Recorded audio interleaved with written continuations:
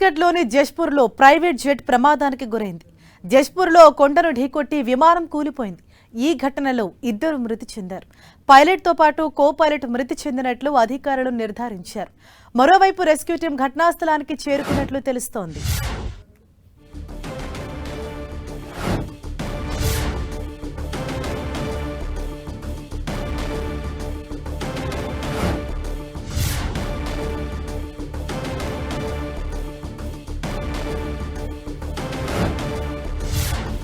Breaking news చూస్తున్నాం. ఛత్తీస్గఢ్లోని జష్పూర్లో private jet ప్రమాదానికి గురైంది. జష్పూర్లో కొండను ఢీకొట్టి విమానం కూలిపోయింది. ఈ ఘటనలో ఇద్దరు మృతి చెందారు. పైలట్తో పాటు కో పైలట్ మృతి చెందినట్లు అధికారులు నిర్ధారించారు. మరోవైపు రెస్క్యూ టీం ఘటనాస్థలానికి చేరుకుని రెస్క్యూ ఆపరేషన్ ముమ్మరం చేశారు.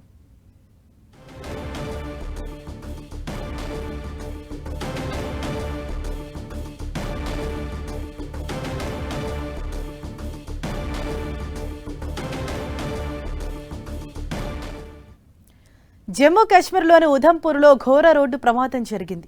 ఓ బస్సు లోయలో పడటంతో దాదాపు 21 మంది మృతి చెందారు. చాలా మందికి తీవ్ర గాయాలయ్యాయి. గాయపడ్డ వారిని స్థానిక ఆసుపత్రులకు తరలించారు. రామ్నగర్ నుంచి ఉధంపూర్ వెళ్తుండగా మధ్యలో జాలో అనే ప్రాంతంలో బస్సు ప్రమాదానికి గురైంది. ఘటనా స్థలంలో సహాయక చర్యలు కొనసాగుతున్నాయని ఉధంపూర్ డీఐజీ శివకుమార్ శర్మ తెలిపారు.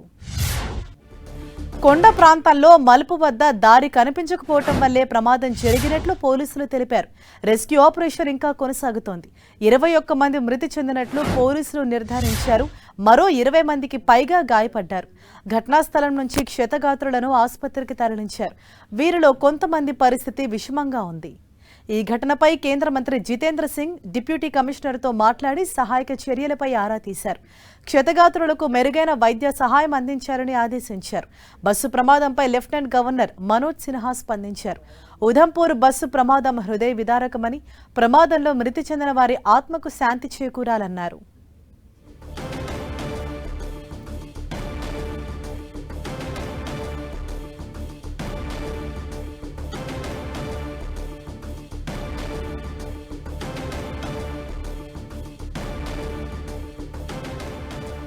ఉధంపూర్లో ఘోర ప్రమాదం చోటు చేసుకుంది. కొండపై నుంచి బస్సు లోయలో పడిపోవడంతో 21 మంది మృతి చెందగా 20 మంది తీవ్రంగా గాయపడ్డారు. వారందరినీ కూడా వివిధ ఆసుపత్రులకు తరలించి చికిత్సను అందిస్తూ ఉన్నారు. ఘాట్ రోడ్డు మలుపు దగ్గర ఈ రోడ్డు ప్రమాదం చోటు చేసుకుంది. అంటే రోడ్డు కనిపించకపోవడంతోనే ఈ ప్రమాదం జరిగినట్లుగా పోలీసులు ప్రాథమికంగా నిర్ధారించారు. ఇప్పటి వరకు మృతుల సంఖ్య 21కి చేరుకుంది. మరోవైపు 20 మంది క్షతగాత్రులయ్యారు.